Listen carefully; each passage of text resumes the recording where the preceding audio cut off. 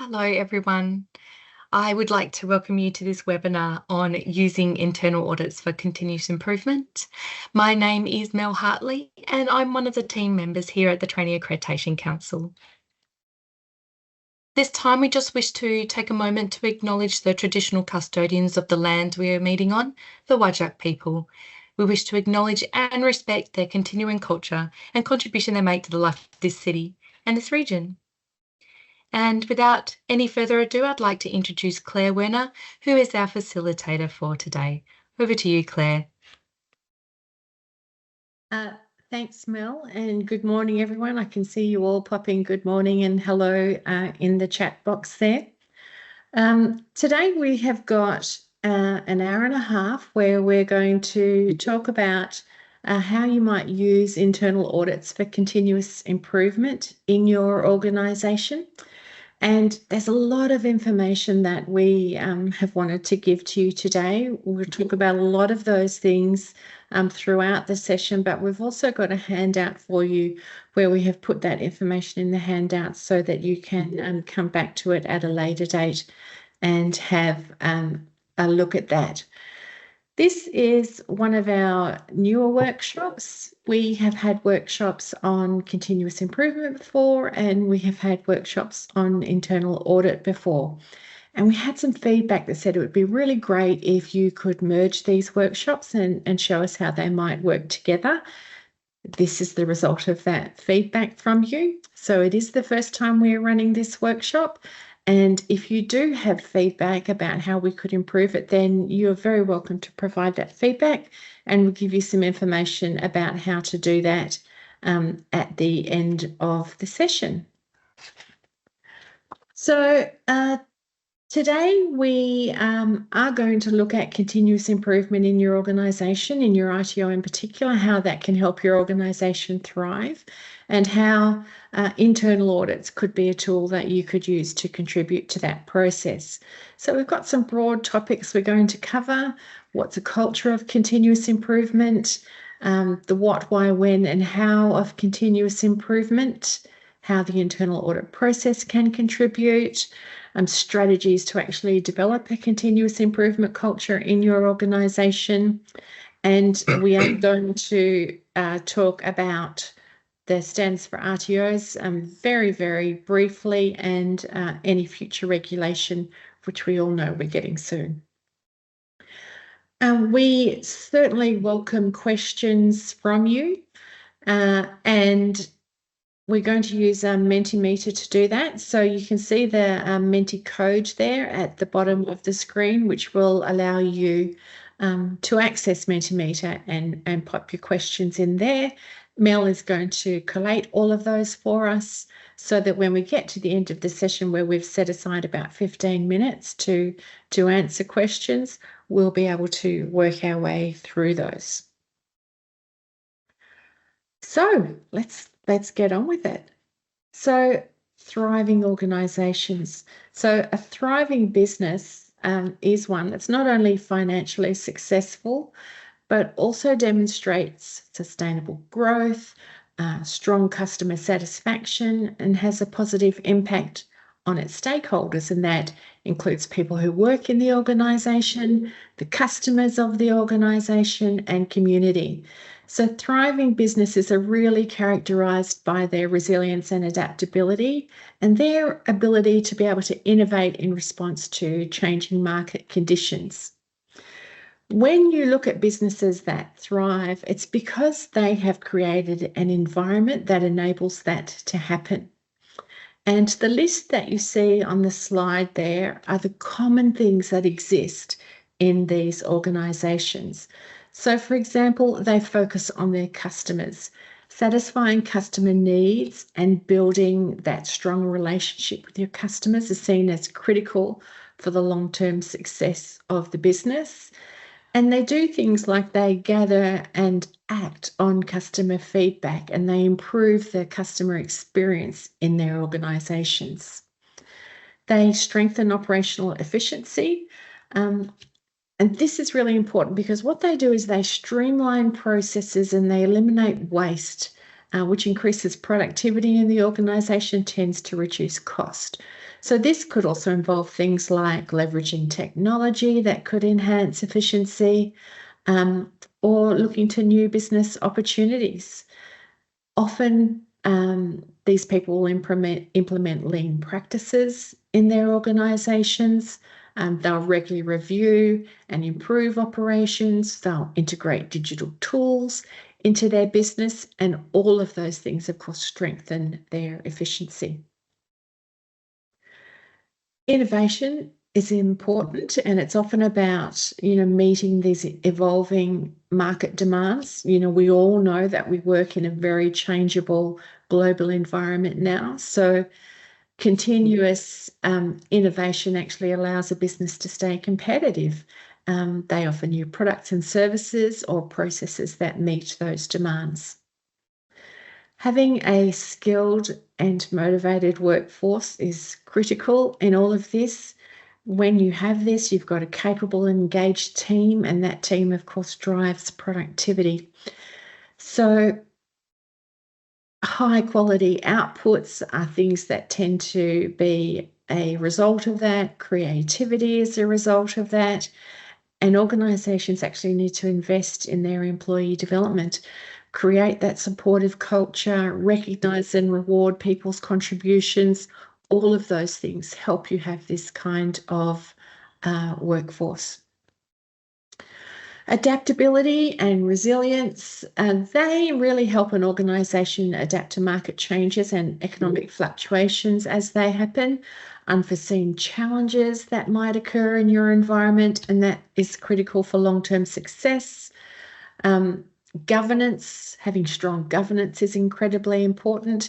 This might include things like having a clear vision and strategy, having strong leadership, financial management, all kinds of things. So we actually have, when I say we, I mean TAC, we have a webinar on governance, which I would encourage you to have a look at, which will talk a lot more about what governance might involve. Having a clear brand and a strong reputation attracts customers to your business. It builds loyalty, and it helps differentiate you from your competitors. And in the RTO world, in the vet sector, we have a crowded market, so that becomes particularly important. Things like having consistent branding, delivering on your promises, managing public relations effectively, they're all things that will help you have a clear brand and a strong reputation. Networking and partnerships are also very important. Building those relationships with other businesses, with industry leaders, with stakeholders. In the vet sector, we might call that engagement, industry engagement. They are all things that can open new opportunities and enhance your business growth. And all of these factors that are sitting here on this slide, they all have continuous improvement at their core. And in all of these activities, continuous improvement is more than just a point-in-time activity. They're focused on a culture of continuous improvement in their organisation. So it's probably pretty important that we talk about what a culture of continuous improvement is. And to do that, we really need to talk about what culture is and means first.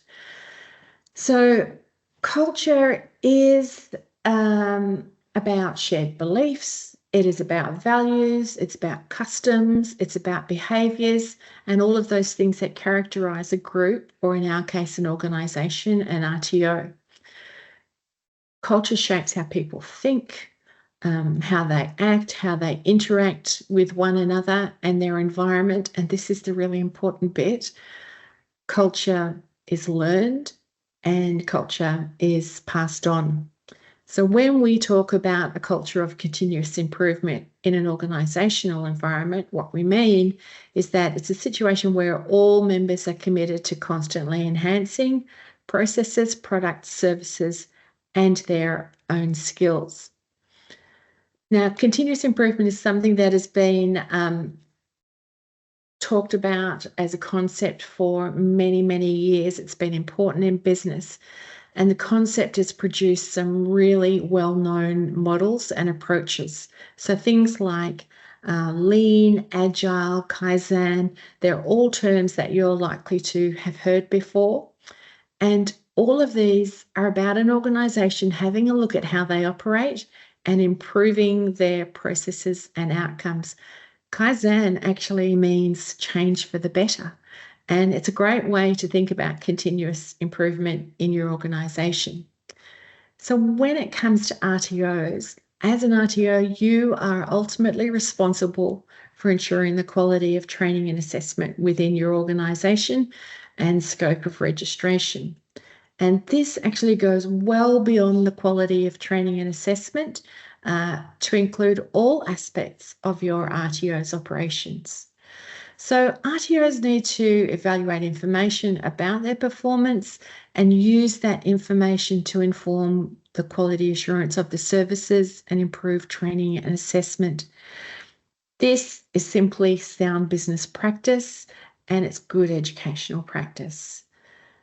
The information used to evaluate RTO's performance has got to be relevant to the RTO's operating characteristics and the business objectives, and it's going to vary from one RTO to another. But there's some key ideas that come into that. Firstly, that you have got responsibility for all aspects of your operation, even those that are conducted on your behalf. So this is where third-party arrangements might come into play. This responsibility is tested through gathering data, such as feedback from stakeholders, and that data really needs to be analysed dispassionately to give you direction as to what kinds of change might be required, if any. Sometimes that data says you're awesome. It should be said that change could be necessary because the RTO could do things better.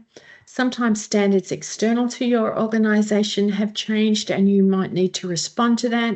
An example might be things like, there was recently a new international maritime order, so maritime training has to change. It could be because things within your RTO have changed. You have different people. It could be that industry standards have changed. It could be that the RTO standards themselves have changed. And we know that that is a situation that is coming very, very soon. So there are a lot of models out there that are focused on continuous improvement. And they're approaches that you will have heard of. So total quality management, something that has been around for probably 80 years now. Kaizen, Six Sigma, plan, do, check, act cycle, agile, business process engineering.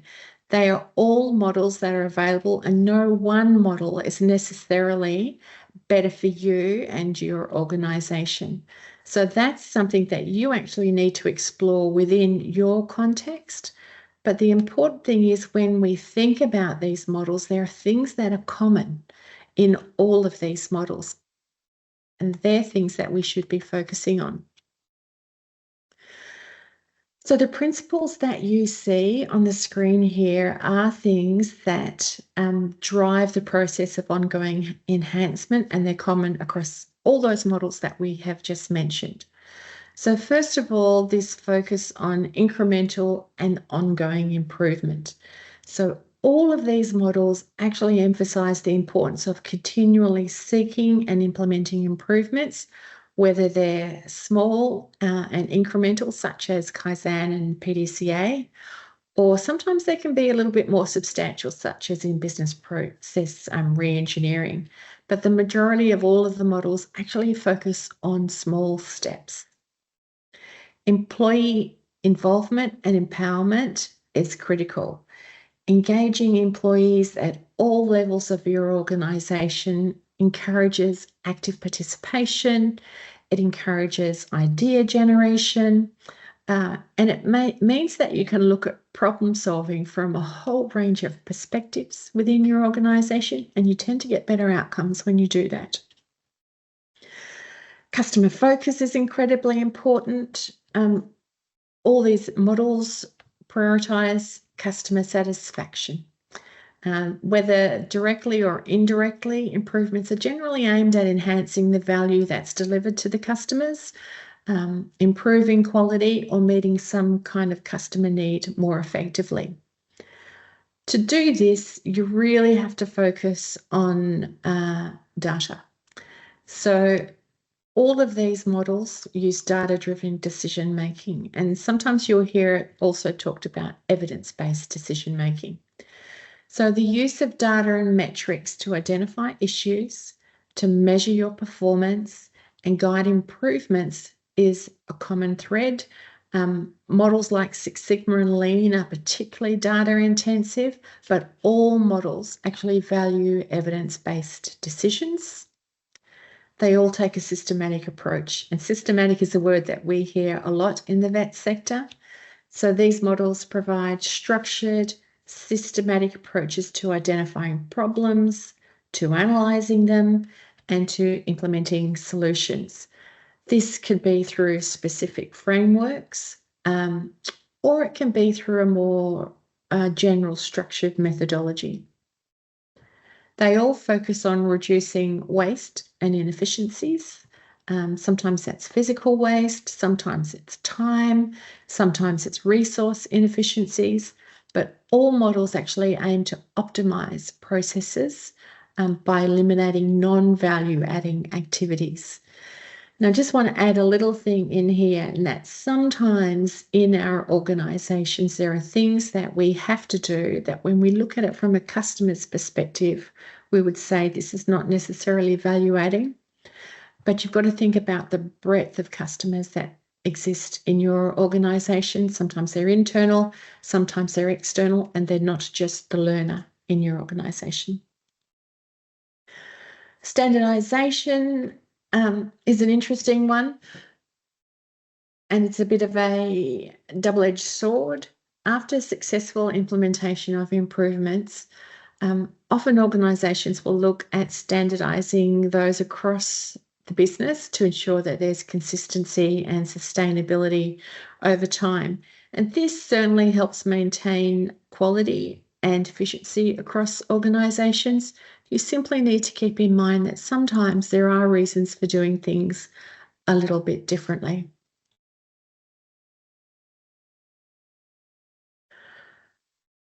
Adaptability and flexibility is something that's important. So continuous improvement models recognise the need for organisations to be adaptable and be responsive to changes in the market, in the needs of their customers or the internal challenges that might exist within the organisation.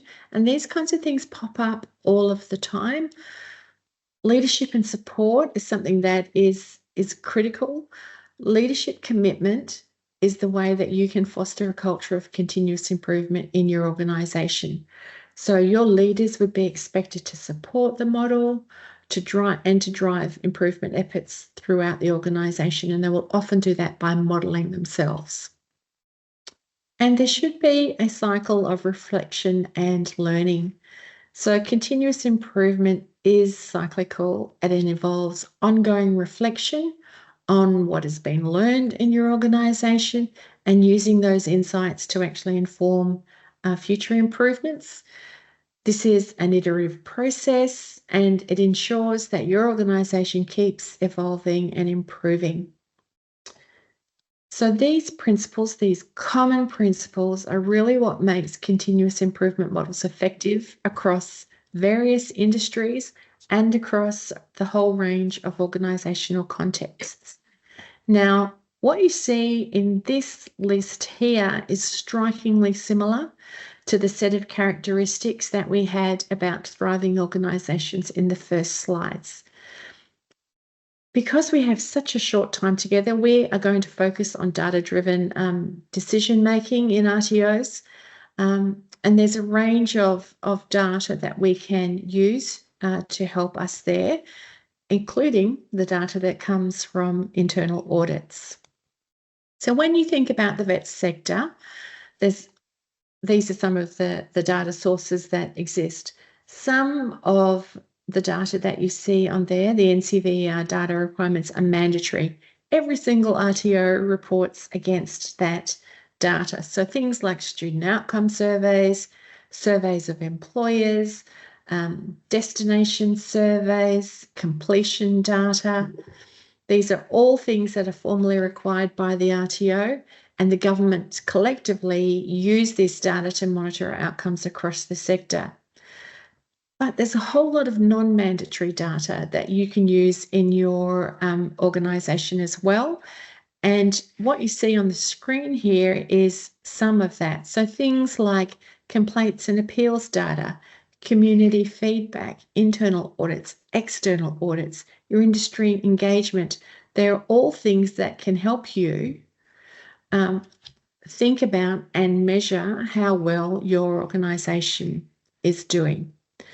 So these are very, very common ones. And what we want to do is actually move to Mentimeter and ask you a question about what other kind of data do you use in your organisation that helps you inform your improvement activities.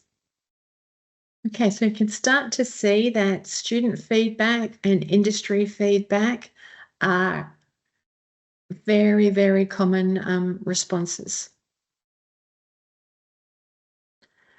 Trainer feedback, and there's a few in there that are a little different to maybe what we have already talked about.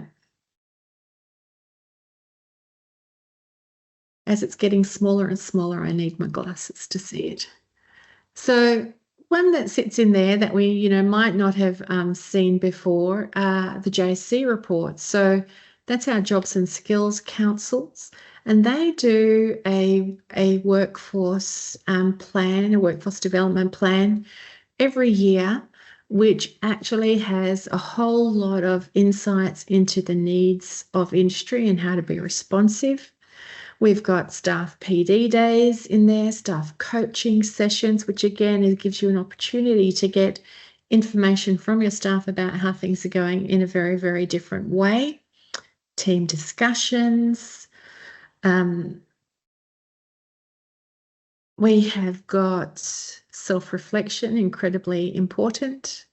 Collaborations when you're working together with other organisations, whether that be other RTOs, sometimes that could be industry themselves, you will often get a different look. So as you can see, there are a lot of ways that you can gather data and use data in your organisation to improve what it is you are doing as an RTO. So thank you for all of that information there. So internal audit was something that I mentioned. It was something that you mentioned, and it just happens to be in the title of the webinar, so we better talk about it. Internal audits are really versatile tools, and they can serve a whole range of purposes within an organisation. They can help you ensure that your operations and your processes and systems are functioning effectively, that they're efficient, and that you're aligned with all of the applicable regulations and standards that might exist in your sector.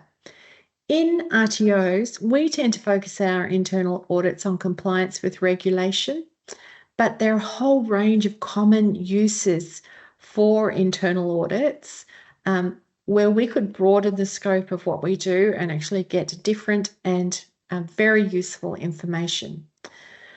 So internal audits could be used for compliance verification. That's what we typically do. They could also be used for risk management. So you can assess the organisation's exposure to various risks. So this might be some of the things that we talked about before: financial risks, reputational risks, cybersecurity risks. And you can look at evaluating the effectiveness of all of your internal controls that have been designed to mitigate these risks. You can look at using an audit for operational efficiency. You can identify inefficiencies in business processes and recommend improvements to actually enhance the productivity of your business, reduce costs. Financial integrity, governance and accountability. Things like assessing the effectiveness of the governance structures in your organisation, including things like the roles and responsibilities that have been attached to people in your organisation. You can look at adherence to ethical standards, to codes of conduct. So there's a whole lot of uses there. You can look at quality assurance. You could look at environmental health and safety compliance. You could look at supply chain vendor management, depending, of course, on what you do, looking at whether you're complying with contractual obligations and quality standards. You could look at strategic alignment, assessing whether your organised operations are actually aligned with your strategic goals and objectives. Stakeholder assurance is another one. And irrespective of what type of audit you conduct, there's a common process that you are going to undertake, and that's what you can see in this diagram. So in all of these audits, there's going to be a process where you plan what you're going to do and you schedule this process. You're going to look at resourcing, who's actually going to do it, what kinds of tools do they need. You're actually going to go and conduct the audit. You're going to report against the audit, and you're going to follow up and look at how you can improve. What this looks like in your organisation can be very different, and you think about it in terms of the scope of a very small RTO. Sometimes you might have 1 or 2 people in an RTO. How you go through this process is going to look and feel different to how you might do it if you are in a larger organisation like a public provider, a TAFE college, where you have thousands of staff. So irrespective of your size and scope, this process can be the same. So let's look at planning first. Planning in audit is really about logistics. And there are some key questions that you would need to be able to answer. So first of all, what's the objective and scope of your audit? What are you trying to do? Why are you conducting the audit? So you might be going to, for example, change the scope of your registration, and you want to see if what you're going to submit to TAC is likely to be compliant. It could also be ASCOR or the VRQA, depending on which state you're joining us from today. You might have had a complaint and you want to investigate what has happened with that complaint. You might have implemented a new system in your organisation, in your business, and you want to check that it's performing as you hoped it would. So there are lots of reasons why you might actually audit, and then depending on that reason, what you audit will change, so your scope will change. You need to look at when it's appropriate for this to happen. So what are we going to look at and when is it going to happen? So if it was a new system and you were looking at seeing if it was effective, if you did it on day 2, it's probably not going to be the right time to do the audit. If you did it at week 2 or month 2, that's different. You would have an opportunity to see whether things have worked as you would have wanted. Where this is actually going to happen. So are there multiple sites that I need to attend? Do I need to go and speak to industry? If I do work in an organisation where, it's geographically dispersed, have I considered travel? All those kinds of things. Do I need to do site inductions if I'm going to go and work with industry? I spent some time on a mining site recently. It was 6.5 hours of online inductions to get onto the site. So, you have to take these things into account. Who's going to be involved, and who's going to be your main contact person as you move through all of this. What can you have a look at before you go on site? So generally we will do some kind of desktop review first where we have a look at the documents and data that exists, and we do that so that it helps us plan how to best use our time face-to-face with people, and that is about being efficient and respectful of people's time. Have you got everything you need to look at to do your desktop review? And This is another really important one. When I'm on site and I'm talking to people, have I given myself enough time to actually think about what I'm seeing? Sometimes you'll be able to make decisions like that, but often you actually need to consider what has been shown to you and think about the range of evidence that you've been provided in a desktop and a site visit, and that needs time and space. So think about how to best use your time, what kind of tools you might use. So are you going to use a checklist? Is it going to be paper-based? Is it going to be electronic? And when you look at this slide, it's really that last line, it has to work for you, that is the key to all of this. All of our brains work differently. You might be a person that has an incredible memory and you can recall things weeks after you've seen them and talked about them. You might be a person whose memory works really well with simple prompts or dot points. You might also be a person who needs a bit of detail and context to actually recall what you have seen and what you have talked about. So this third type of person is me. This is how my brain works. How your brain works will actually influence the type of tools that you use when you're doing the audit. So remember that it's a guide for you to conduct the audit. It's for you to record information and observations in a way that makes sense for you. And it's for you to help you write a report or report back to the people that you are auditing. And there is no one right tool. You need to develop and use tools that work for you and your organisation. When you go and conduct the audit, and this is the fun bit, you're going to be collecting evidence. And when you collect evidence, you tend to do it in some typical ways. You might look at documentation that is produced in the organisation. You might interview people, talk to people about what their experiences are, and you might actually watch what is happening. So you observe what is going on in the organisation. So you have all this evidence that you've collected. And once you have that evidence, you have to evaluate it. And evaluating it is the thing that actually enables you to make a decision about what you're seeing, about whether things are working as you intended, being able to answer the questions that you have set as the objective for your audit. So these are some of the key questions that you would need to be asking yourself. What's the requirement that you're testing? What processes have you got in place to meet those requirements? Were those processes used? Did they work? We will often put processes in place that we think are going to work really well for our organisation, but when we actually implement them, they don't quite work as we intended. If they didn't work, what went wrong? How do we fix it? And if the processes did work, is there anything that we could do to improve what it is we are doing? So, and that last point is really recognizing that continuous improvement is not just about when things go wrong, it's about looking how you can improve when things are going well also.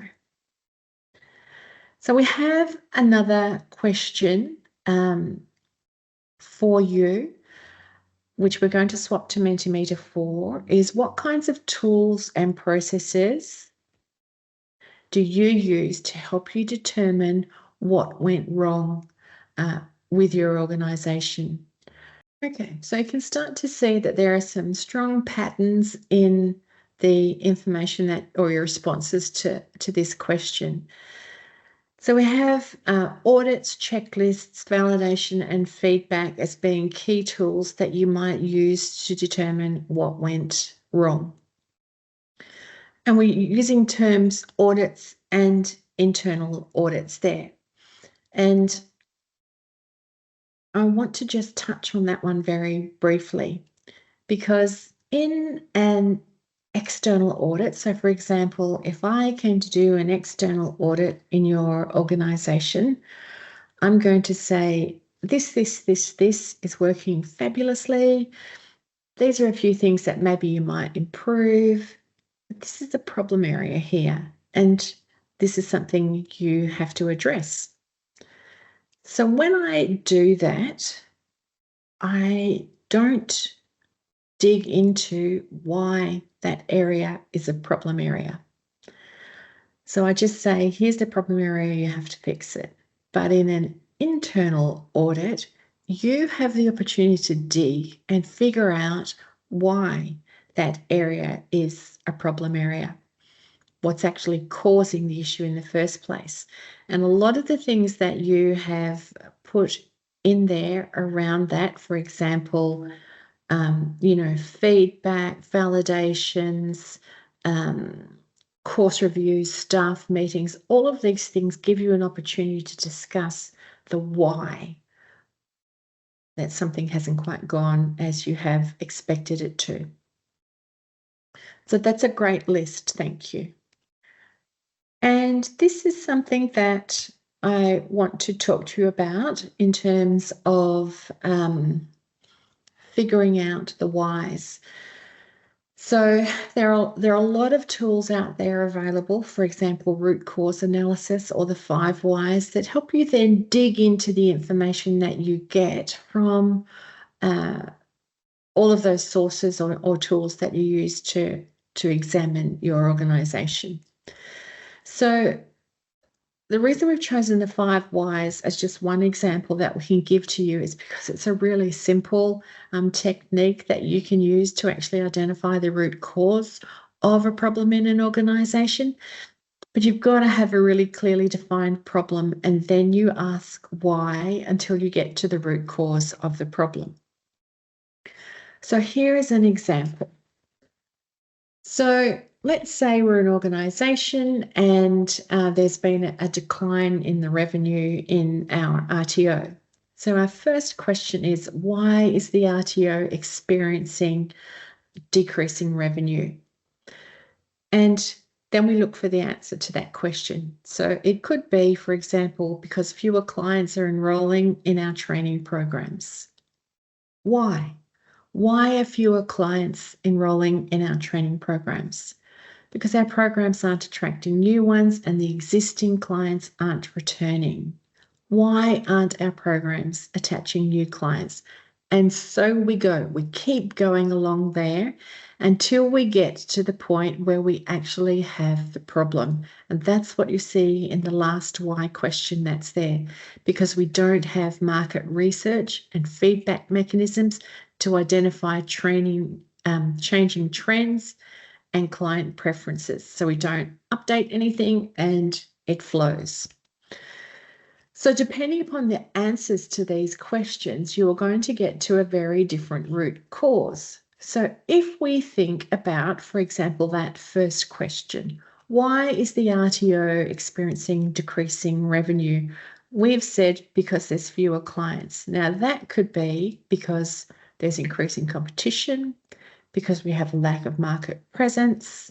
We might have a reputational problem, negative word of mouth about our organisation. We might have poor customer service.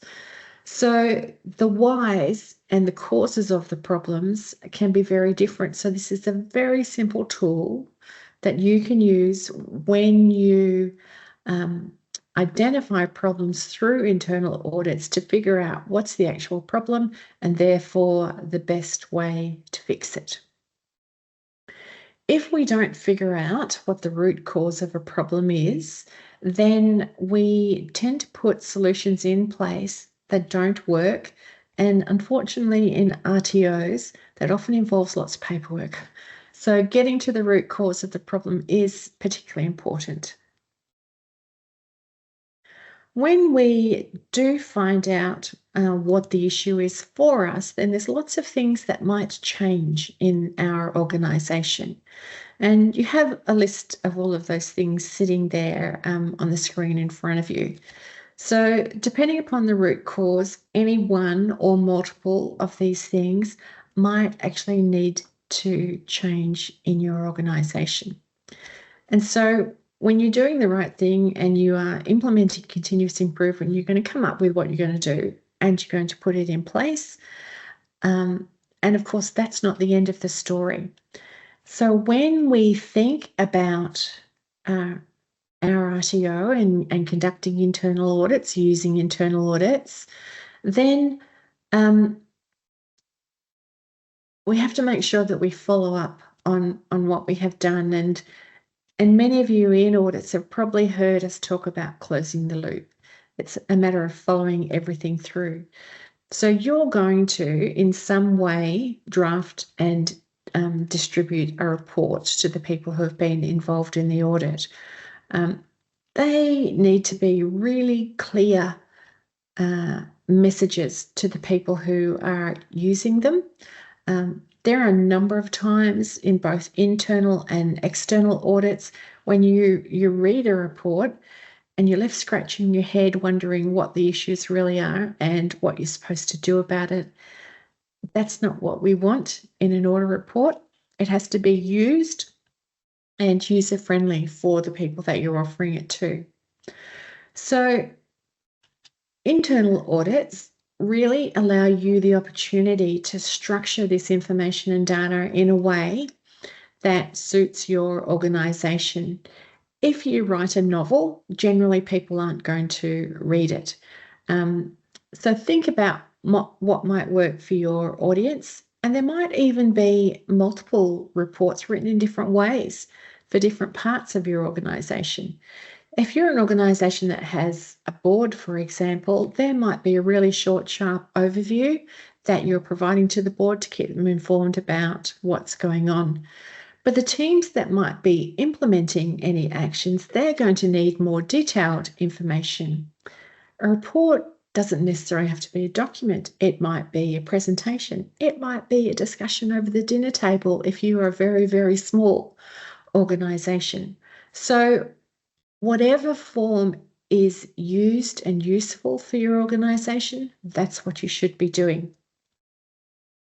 Out of a report, we often develop an action plan, and in internal audit situations, it's often really effective to do this with the team that has been audited. So if I'm coming to audit you, we think there's a problem, we can sit down together and figure out the actions that we should be taking.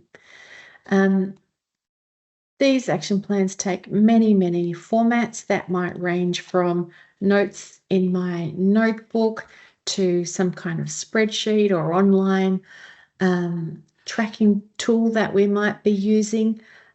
The most common issue that we see when people have action plans is they don't track those actions through to completion. So I might allocate an action to someone and then I forget about it, when really I need to be going back and making sure that it's understood, that it's progressing, that it's on track. If it's not on track, is there anything that we can do to help it to get on track? So what we don't want is for continuous improvement to really be lost in the day-to-day business of your RTO.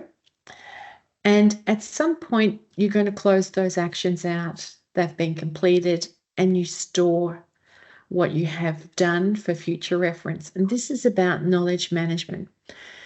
So there are many, many times in organizations where we will see the organization have people who just have a wealth of wisdom. And when those people leave, when they walk out the door, the wisdom walks out the door with them because it's in their heads.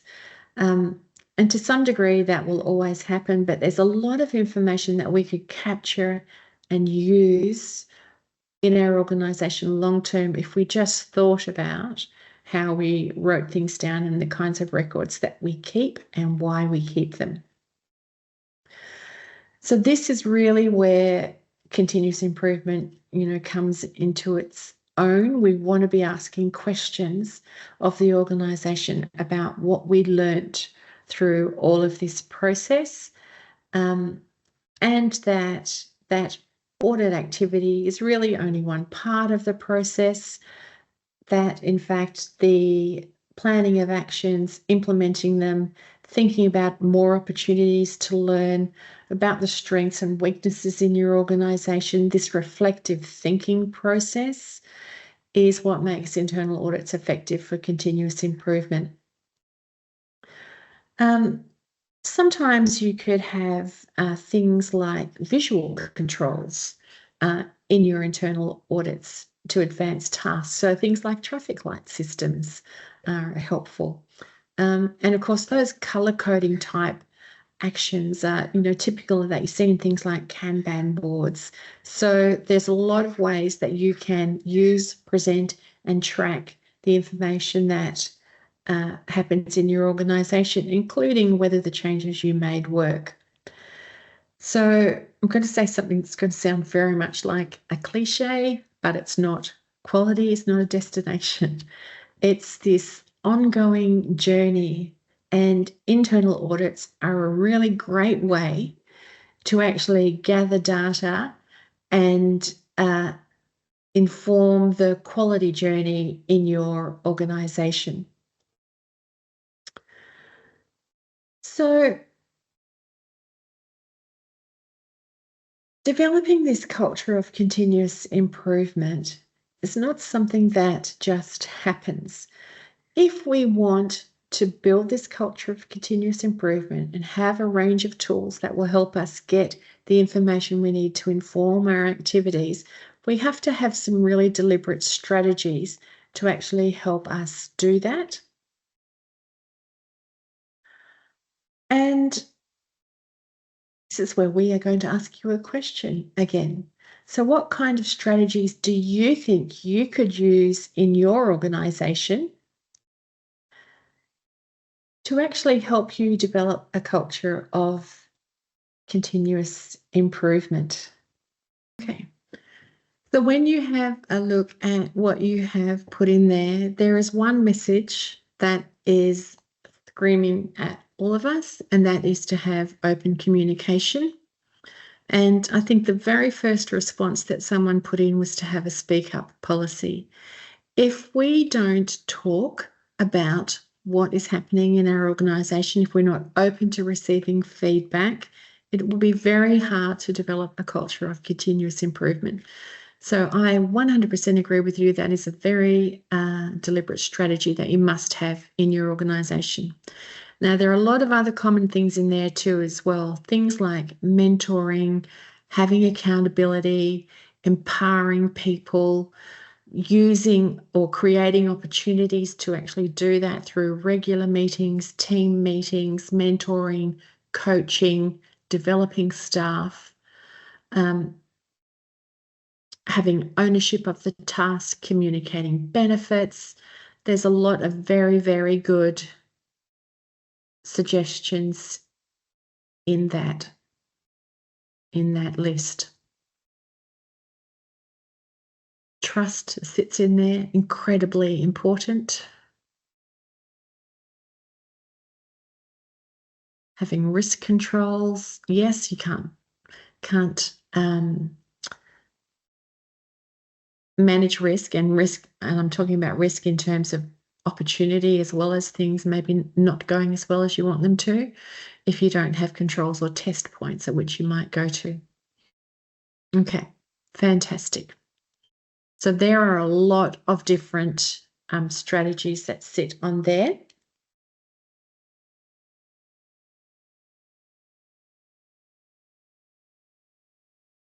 And really what we have got here is a bit of a summary, really.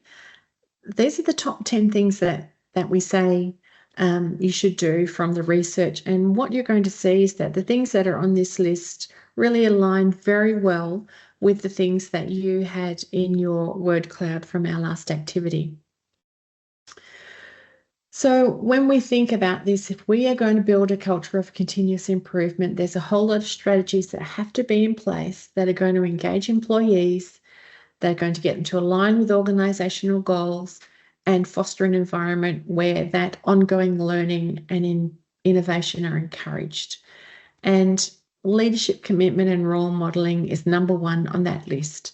So leaders really have to visibly support and participate in continuous improvement efforts. They have to communicate the importance of continuous improvement in the organisation, and not just say it, they have to demonstrate it through their actions.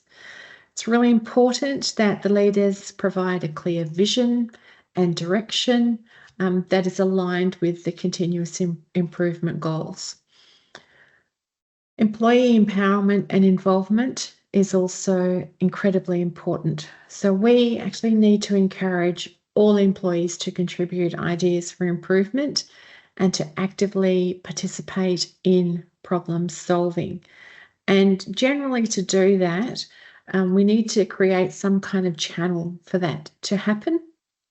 That could be things like suggestion boxes, it could be regular meetings, and you had regular meetings, staff meetings, team meetings repeated a number of times in the word cloud that you just had.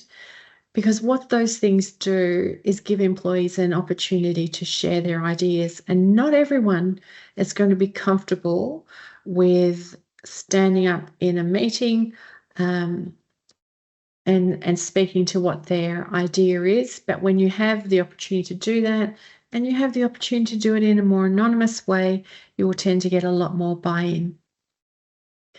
You need to make sure that staff have got the autonomy and the authority to implement small changes in their areas of responsibility. When you force people to always come back and get approval for something, the concept of continuous improvement is weakened significantly. Some things, obviously, we have to get approval for, but those little things, those changes to the way they do business, becomes incredibly important. And it links with the next one, really, in terms of ongoing training and development. When we offer continuous learning opportunities, when we develop skills related to process improvement, related to problem solving, related to innovation, the staff are going to be more capable of doing the things that you want them to. So you might provide some training on specific methodologies. It might be Six Sigma, it might be PDCA, and the whole idea is that you equip your employees with the tools that they need to actually do this for you. Cross-functional becomes incredibly important, cross-functional training in teams to broaden your employees' understanding of different parts of the organisation. And when you start to think about that in terms of saying, hey, you have got the autonomy to implement small changes, you have to understand enough about the organisation to know if you make a change here, it's going to affect this person in this way and this person in that way. So understanding how the whole organisation works, working as cross-functional teams, is incredibly effective when it comes to continuous improvement. Recognition and reward. We need to make sure that we do recognise the efforts and the contributions of individuals and of teams, and then there is some reward for that. And sometimes recognition is enough reward. There might be incentive programs that encourage participation in improvement initiatives. You could celebrate the successes that you have had in your organisation, and that could be, big things and small things, just as importantly, small things to reinforce the value that continuous improvement actually has to your organisation. Fostering a collaborative environment. This is really about promoting teamwork and collaboration across departments. It breaks down silos. It encourages shared ownership, not only of the work, but of any improvements that might be happening. The other benefit of having cross-functional teams is that when it comes to improvement projects, you get this diverse perspective that is actually really valuable to problem-solving activities. Open communication and transparency build trust and this shared sense of purpose that then underpins all of the things that you do in your organisation. Implementing structured processes and methodologies. We've talked quite a bit about this already. There are a whole lot of approaches that you could use within your organisation, and it's about choosing an approach that's right for you. Some of those more complex approaches, there needs to be a readiness in the organisation for those to work effectively. So start at the point that's right for you. Standardise improvement processes to ensure consistency and sustainability across your organisation. That doesn't mean you have to limit, but there's probably things that everybody does. And you should use tools that help you in this process. So things like process mapping, like root cause analysis, like value stream mapping. All of these things can help you identify areas for improvement. Look for ways to establish regular feedback loops where your employees can actually discuss progress, discuss challenges that they're having, new opportunities for improvement. It's about generating this momentum around feedback and monitoring. So you're going to monitor key performance indicators and you're going to use data to drive those decisions and track the impact of the improvements. And of course, regular audits or reviews to ensure that the improvements are sustained and give you the opportunity to identify further improvements in your organisation. You need to make sure that these improvement efforts are aligned with your organisational goals. So things like, everyone being really clear on the goals and strategies of the organisation so that when we look at improvement, we can, in fact, hit the mark, communicate with individuals and the teams about how those efforts do actually contribute to the organisation's successes, make those things really tangible, and prioritise improvement projects that have the greatest impact on achieving strategic objectives. The reality is we can't do everything, so we need to make sure that if we are in that situation, we prioritise the right things. This is a really important one, creating a safe environment for experimentation. If you have a culture in your organisation where it's not okay to make mistakes, where it's not okay to learn, no one is going to take the risk of making suggestions related to improvement. So you have to encourage a culture where it is safe to take risks, where potentially you can make mistakes and learn from them. Everybody makes mistakes. No system is perfect. So it's about a matter of managing that and ensure that it's safe to do so. In doing that, we're going to promote the idea that not everything is going to work, but everything is an opportunity for learning and growth. So you might support pilot projects, for example, or small-scale experiments to actually test new ideas before you move to full implementation. That's quite a safe way of actually testing change. And of course, in our busy world, you have to have a way of sustaining this momentum and adaptability that comes with continuous improvement. So it's a matter of, like regularly revisiting, refreshing this focus on continuous improvement in your organisation, being open to adapting the strategies that you're using as the organisation evolves, new challenges arise, and maintain that long-term commitment to continuous improvement as a core organisational value. So it's one of those things where fundamentally you have to continuously improve, continuous improvement. So you have to build and model an ethos of continuous improvement in your organisation. There is, a bit of an element of danger with that. Sometimes it can be seen as, finding criticism, finding fault, but it is actually about improvement. So we need to be rewarded and encouraged to do this. It's a very big ask, but it's absolutely worth it.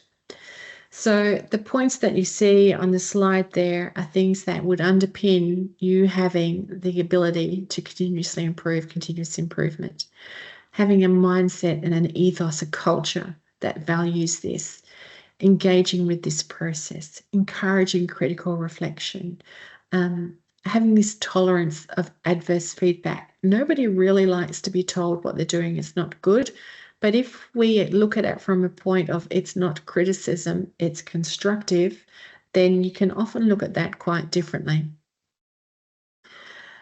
We want to be supporting and encouraging each other, committing to the concept of change, committing to evidence-based action, and having openness to the critique of that action. When we do all of those things, we can improve all of the things that we do. So I don't know if you've noticed, but we have managed to get through an hour and 10 minutes of our webinar without speaking about regulation. We do have standards that operate in our sector, and there are parts of those standards that are focused on continuous improvement activities. So a current regulation has got a focus on continuous improvement, and these standards don't specifically say or mention that you have to conduct an internal audit, but as we've talked about through our time today, it is one way that you can gather information about the performance of your organisation, and being able to look at that information with the intent of improving what you do. So we've got 2 clauses in our current standards where internal audit is a means to achieving what the standards are asking for. And they're the standards you see on the page. So clause 2.1, which is about making sure you're compliant with our standards at all times, including services that are delivered from third-party operations. And the second one is about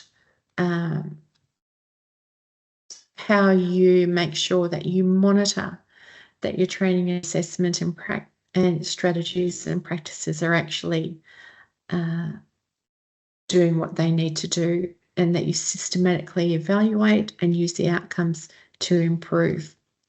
So in both of those clauses,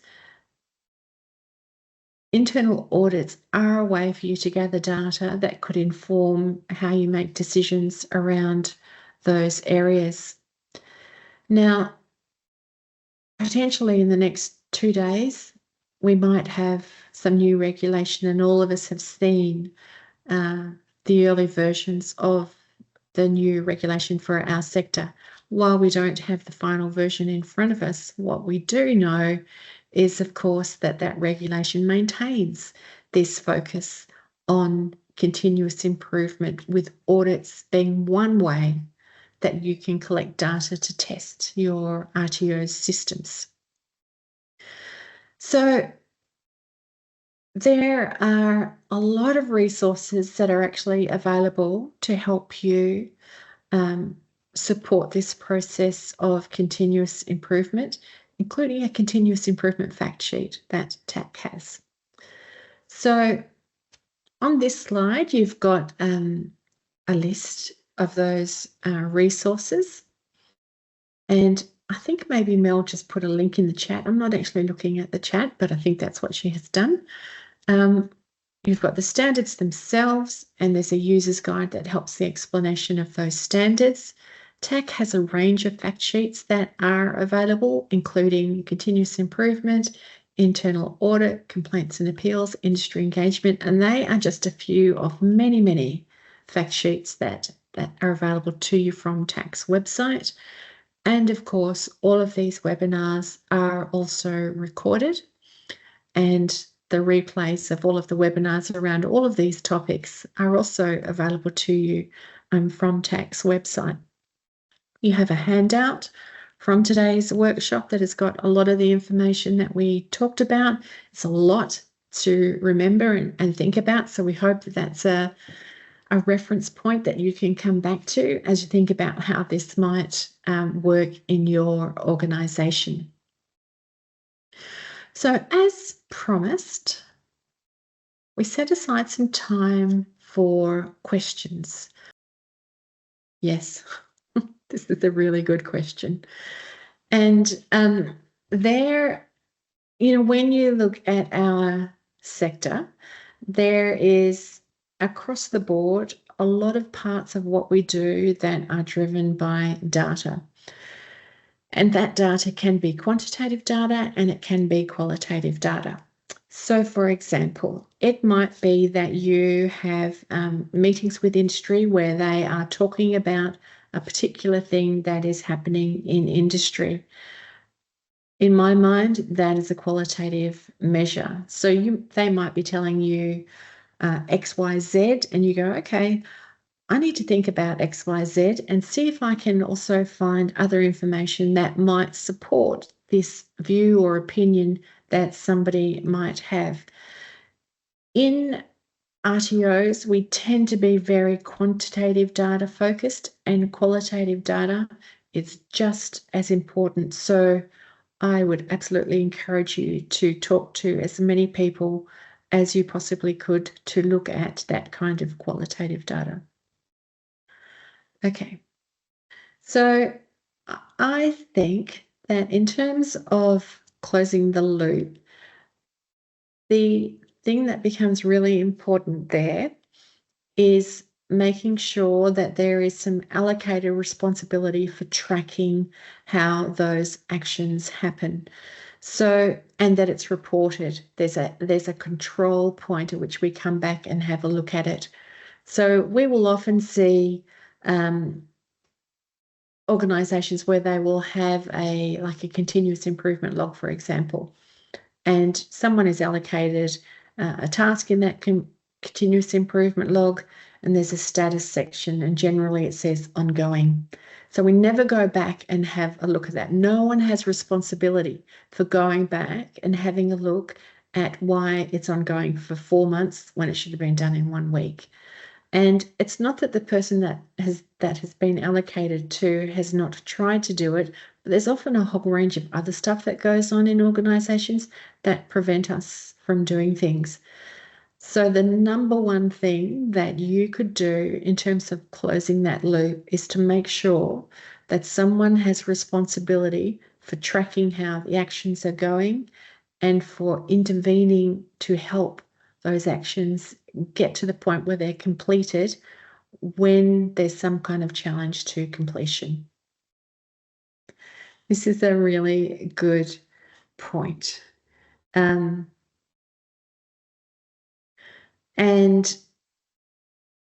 the reality is people having different opinions is probably the classic double-edged sword. It is the thing that can cause division, and it is the thing that can actually give you the diversity that you need to come up with a good response to things. I think the thing with internal auditors, when you have a group of internal auditors, is putting really strong moderating processes in place. So one of those things is, and that can be from, when someone is inducted into the process of, or into the group of internal auditors and throughout. So through induction processes, it's about getting on the same page and making sure we're looking for the same things and why we are looking for the same things. But then once you're actually operating as a group of internal auditors, to have really regular, and that can be formal and informal, feedback sessions, moderation sessions, where you actually work through the points where you differ. And you do have a full and robust discussion about the points on which you differ. And as a group, you come to a consensus to say, everyone's going to look at it in this way. Because you are actually not going to get to a point where everybody agrees, but you can get to a point where everybody acts in a consistent way. Well, slide number 1. This is the point where probably regulation is going to help you a little bit, because, it is embedded in our regulation and underpins everything that is in our existing and the coming regulation. And I'd have to say it's probably a little bit clearer in the coming regulation. But when we look at continuous improvement, and we've spoken about it a number of times through the session, is leadership, the executive, in this case, that's how it's been expressed, has to be the champion of continuous improvement. Sometimes it's because we have to do it, but the other thing that you could maybe think about is actually being able to demonstrate the tangible benefits of continuous improvement activities to the executive. So if you've gone through a process where you've changed something and you've become more efficient, sometimes that executive decision-making process might be about costs in the business. So you can say, well, we have made this change and hey, look, this saved us X amount of dollars. I saw an organisation, a while back who looked at ways to become more efficient. And one of the things they did was look at the printing costs in the organisation, and they spent money on an improvement action, which took everything to an online system. They developed a system for themselves so they weren't printing everything, and it saved themselves $250,000 a year. That's the kind of thing that for some executives is going to make a difference. So I think it's about being able to demonstrate the very tangible benefits to the organisation, and the clear linkages through to the goals, and then hopefully they will be champion for you for continuous improvement.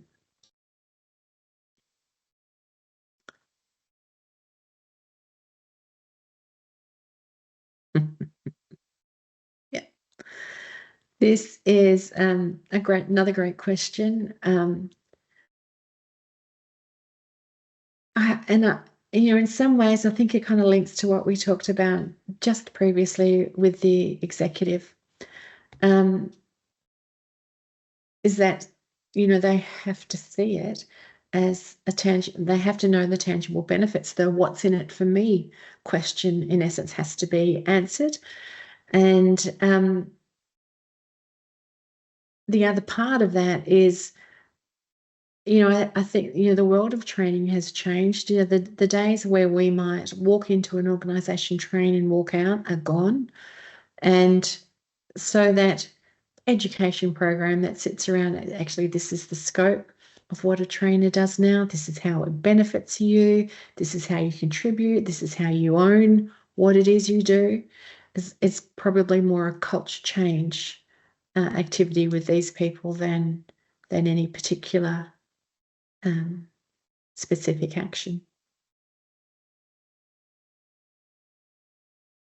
I would say no, because if we are struggling to receive evaluations, it's maybe because that process is not quite right for the client group. And what would be important for you as an organisation in terms of continuous improvement is to go, that process that we were using, it's not working, it's not giving us the information that we need. So if we're not getting evaluations, you could use the 5 whys. Why aren't we getting the evaluations? And get through to the root cause, think about other ways that you might then get the information that you need to make decisions to improve your business. And everybody has that problem, by the way.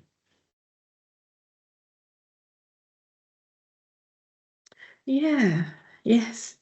I once did an external internal audit for an organisation where the manager pulled me out of the audit and said, "What are you doing?" And I said, "Oh, what do you mean?" And she said, "Well, you're being too nice to them, and I've told them that you're going to be hard and you're going to pick up all the things that are wrong." And of course, that's the exact wrong message to have in an internal audit. An internal audit, and it has to be conducted in this way, is a learning opportunity for your organisation. And so you need to make sure that your internal auditors are behaving in that way, that it is seen as a learning opportunity, that it is about helping, that it's not about punishment. So I think in managing the stress of staff, it's actually about managing your internal auditors and making sure that they are doing the audits in the way that you want them to be doing it, and that it's productive for your organisation. Yeah. Good question. And I think one of the real benefits of internal audits in this sense is you have fresh eyes looking at something. When I'm doing something on a day-to-day basis, I tend to just fall into habit in terms of how we might do things. In an internal audit, when you do have fresh eyes looking at it, they're not going to make the same assumptions about why things are happening. So let's say you have an ineffective process, and sometimes, staff will come up with workarounds for how they're supposed to be doing things. And an internal auditor coming in to have a look at it will go, oh, why are we doing things that way? And so you will often get the discussion points then around, oh, this has happened, this has happened, this has happened. And as, in essence, a bit of an external reviewer, they can often raise that in a different way to the way internal staff might be able to raise it. So I think the real value is having those fresh eyes, have a look at your operations. It makes a very big difference. Good question. So again, this is the difference between internal and external audits. The external audits that you have are governed by legislation which says the regulators have to operate in a particular way. When you are doing internal audits, you don't even have to call them internal audits. Call them reviews, call them health checks, call them whatever you want. And so saying compliance or non-compliance is also something that you have a choice about. Sometimes the language that you use in your internal processes can be changed to suit what it is you do. Fundamentally, the important thing is we know there's a problem in a particular area and we have a plan for fixing it. Sometimes those things will take longer than you might have wanted. So I think you don't have to worry about that. You organise it so that it works for you and your organisation. It's another good question. Look, there are things that are beneficial in both circumstances, and often for organisations, in the same way that we talked about, why do internal audits give you or pick up, inefficiencies in your organisation that generally staff don't? It's because it's fresh eyes. The same with an external person coming in, it's fresh eyes. So there's benefits for both. Internal people tend to know where to look, what to look for. They know the culture of the organisation. They understand the processes. And so, they're often very, very effective in conducting internal audits, things that not necessarily would be known by an external person. So I think it depends a little bit about what your intent is or what the objective of the audit is. If the objective is have a fresh pair of eyes to have a look at it, to see what we're not seeing, an external person's great. If it is about like stress testing internally what you're doing, an internal person might be better. So I would suggest probably both, depending upon your purpose. Good question. They've all been good questions. Look, some of it becomes around process, and typically the bigger the organisation, the more we tend to put more rigid, dare I say the word, bureaucratic processes in place in organisations. When we set in stone the processes that we use, it does sometimes become quite hard to be dynamic and adaptable. If you have a culture of continuous improvement where There are many, many ways in which you gather and look at information, and internal audits are just one of those. Then the sum of all of that data that you get from all of those different approaches that you're using tend to allow you to be adaptable. So I would say make sure it's not your only process, and make sure that it's not carved in a stone tablet. Okay, so thank you so much for all of those questions and for joining us today. And you've got some information on your screen around how you can contact TAC. They are always there to help you. Your case managers are there. And we have a number of ways that you can engage with us as a regulator. So we have our podcasts are available to you, YouTube channels, and of course you could also link with us on LinkedIn. If you have some suggestions for us around how we might improve this webinar, then please give us that information on our feedback survey. You've got a QR code on your screen there that you can scan, and that will take you straight through to your feedback survey. So thank you for your participation and all of your ideas that you have shared throughout the session and your questions. We hope you enjoy the rest of your day wherever you are on country. Thank you.